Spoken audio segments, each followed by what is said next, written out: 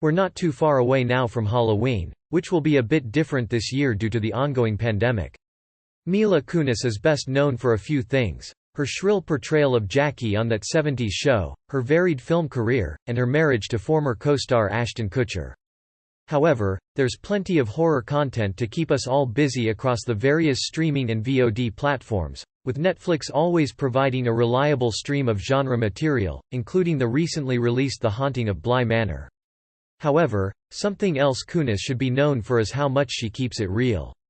What other horror shows and movies are coming to the site, though, over the next few days? Well, for younger audiences, we have A Babysitter's Guide to Monster Hunting on the 15th, which is based on the book series by Joe Ballerini, with the film being helmed by Doctor Who director Rachel Talalay. Stop saying, "We're pregnant." You're not pregnant. Do you have to squeeze a watermelon-sized person out of your lady hole? No, she once proclaimed in front of thousands on Jimmy Kimmel Live. By all accounts, Kunis is a bona fide star, but she seems very down to earth. She doesn't even have a social media presence. "I was so late to that train," Kunis told Cosmopolitan. Kutcher used to be incredibly forward-thinking with social media, when the intent was to connect to people. Focusing on a character who gets drawn into a secret society of monster-fighting babysitters, this one certainly looks like it'll be fun based on the recent trailer.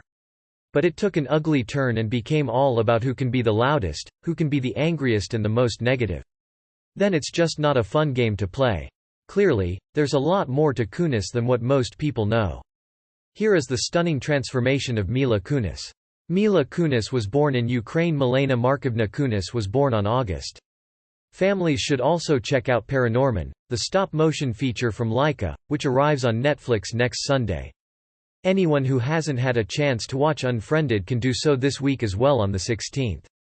Levan Gabriadz's 2014 movie is novel for being set almost wholly on online screens, and has aged surprisingly well, given its technological focus. 1983 in Chernivtsi, Ukraine. Known as Mila Kunis these days, she was the second child of Mark and Elvira Kunis. I recently saw Unfriended for the first time, and it's arguably much more than its central gimmick, providing some very clear scares and a compelling take on what can be achieved just using screens.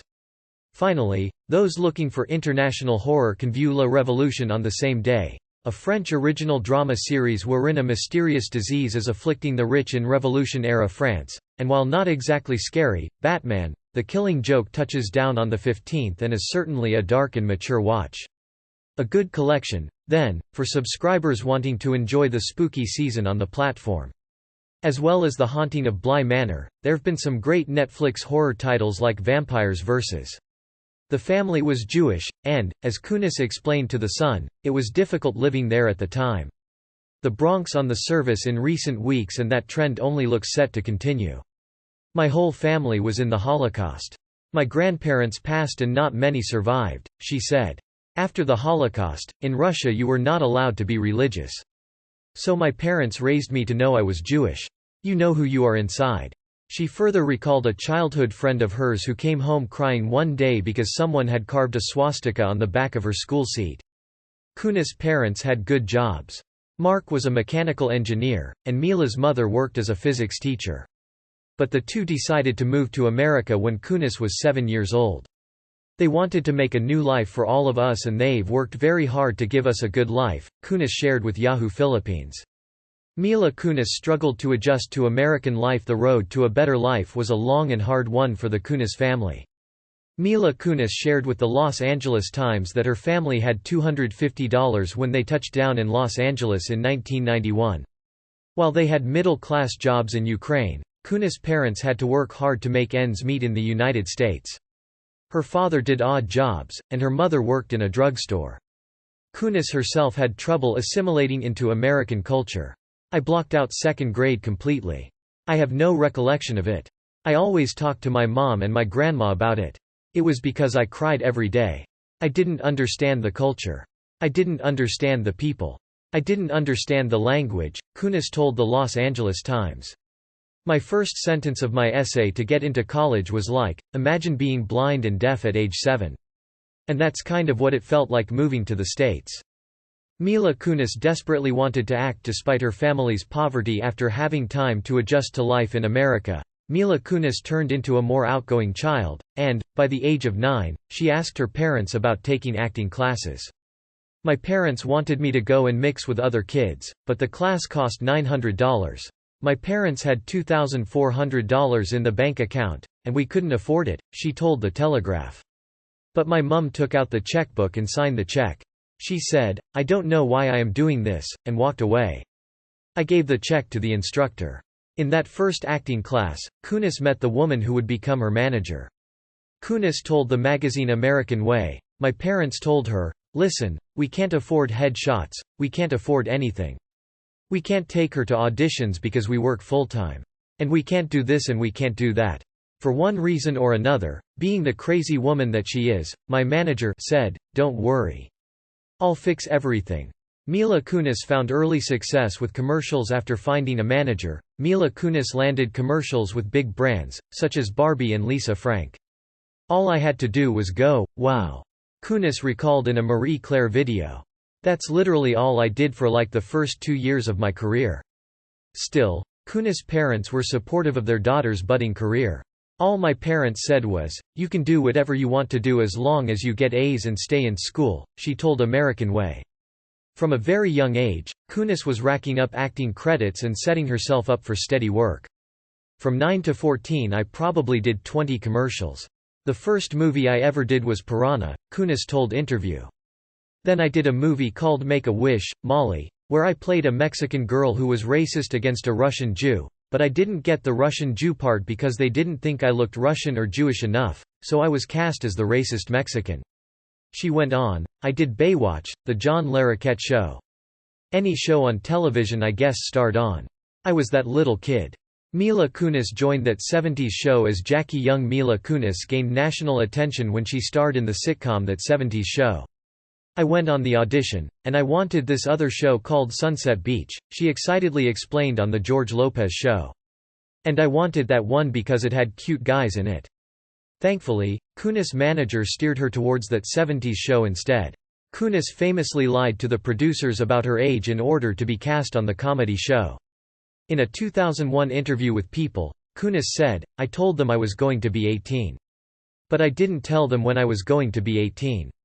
Soon enough, Kunis had transformed into the annoyingly confident, self-obsessed Jackie Burkhart. And Kunis, who had to learn English after moving to America at age 7, apparently now spoke the language so well that she would talk way too fast for some people. Kunis co-star Laura Prepon told People, "Sometimes you can't understand what she's saying, we're always telling her to slow down." Mila Kunis met her future husband on That 70s Show. One of Mila Kunis' That 70s Show co-stars was, of course, her now husband, Ashton Kutcher. When they were on the show, though, there wasn't anything romantic between them. "I did her chemistry homework for her," Kutcher told The Howard Stern Show via People. Kutcher was 19 when filming started and thus Kunis senior by 5 years. The couple's first kiss being captured on film is a romantic idea, but Kutcher doesn't remember it that way. "It was really weird. I was like, isn't this illegal? It was really awkward," he shared. "She was 14. She was like my little sister." Kunis seems to share the sentiment. "I thought he was fine, he was a nice guy, we worked together and sometimes he'd drop me off at home," she told Insider. Kutcher did, however, tease on Stern that he thinks Kunis had a crush on him. "She has a journal, like a diary of when she was a kid that she wrote, she thought I was cute. At first I think she thought that I was good looking. Shortly thereafter, I was just annoying to her because I was like a big brother." Mila Kunis took on the role of Meg on Family Guy. That 70s Show wrapped up in 2006, but Mila Kunis' other long-term project at the time was still going steady. She replaced Lacey Chabert as Meg Griffin in 1999. "What Mila brought to it was in a lot of ways, I thought, almost more right for the character," show creator Seth MacFarlane told IGN. "She had a very natural quality to Meg that really made what we did with that character kind of really work." He also mentioned that Kunis actually being 15 at the time, around the same age as Meg in the show, helped bring authenticity to the role. Kunis was asked to come back 3 times in her audition for Meg, and she was almost fed up with the process when MacFarlane finally brought her on. In 2007, Kunis was nominated for Best Voice Acting in an Animated Television Production at the Annie Awards for her work on Family Guy. Mila Kunis' early film roles failed to impress critics like many television actors. Mila Kunis had her eye on moving to the silver screen. Unfortunately, her first attempts weren't met with a great response from audiences or critics. In 2002, she starred in the straight-to-DVD film American Psycho 2, All-American Girl. I didn't know it would be American Psycho 2. It was supposed to be a different project, and it was re-edited, but, ooh. I don't know. Bad, Kunis told MTV News. Two of Kunis' films, Moving McAllister and Boot Camp, would have apparent production issues, with the former remaining in theaters for 2 weeks and the latter being released only on DVD.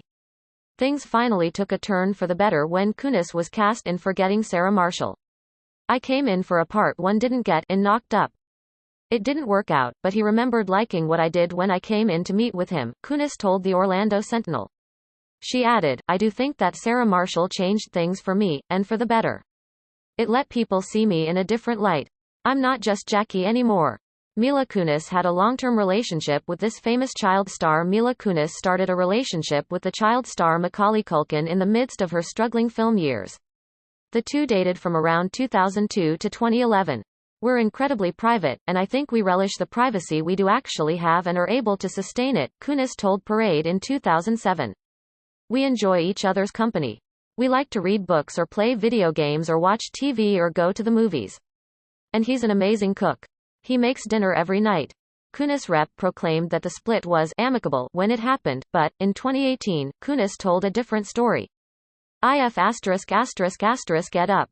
I was an A** in my 20s and I'll be the first to admit it, she said in an interview on the podcast Armchair Expert.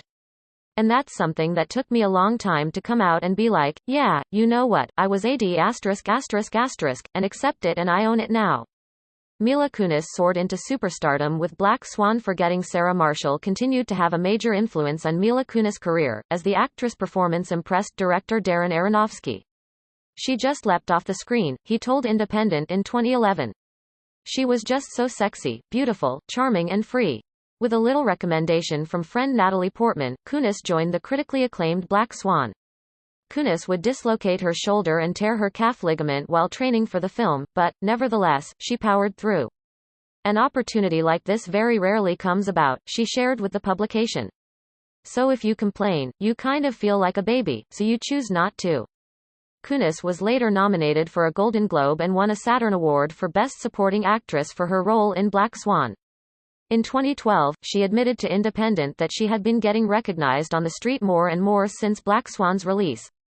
I feel that I have to be more aware of the attention and at least try to live up to a certain image, she said. It's weird but also flattering. Mila Kunis became a sex symbol in 2013. Mila Kunis was given the #1 slot on the Sexiest Women in the World list by FHM, ending a 4-year reign of British women taking the spot. That same year, Men's Health called her one of the 100 hottest women of all time. Clearly Kunis was drawing a lot of attention, and it wasn't just focused on her talent. But she didn't seem to think much of it. I appreciate the attention but I don't think of myself as particularly attractive at all, she told The Sun in 2012. Several months earlier, she had been rated as a 2011 knockout by GQ. Kunis has held this ambivalence towards the idea of being a sex symbol for a long time. Amusingly, in 2008, she said to the Los Angeles Times, "You've got to base your career on something other than being FHM's top 100 #1 girl. Your looks are going to die out, and then what's going to be left?" One can only imagine Kunis' eye roll in 2013 when she actually nabbed the title. Mila Kunis wasn't afraid to get political despite all the eyes watching her. Mila Kunis has not been afraid to share her political opinion. The way that Republicans attack women is so offensive to me. And the way they talk about religion is offensive. I may not be a practicing Jew, but why we gotta talk about Jesus all the time, she told Esquire. The interviewer pointed out that most people don't like when celebrities talk politics. Her response was, "I don't think I'm a celebrity. I'm a working actress. I think there's a difference." In 2016, she voiced criticism of the treatment of Syrian refugees in an interview with Glamour. It should come as no surprise, considering she and her family are all religious refugees. I'm not going to blow this country up. I'm clearly paying taxes. I'm not taking anything away. So the fact that people look at what's happening and are like, PFFT, they're going to blow S***T up. It saddens me how much fear we've instilled in ourselves.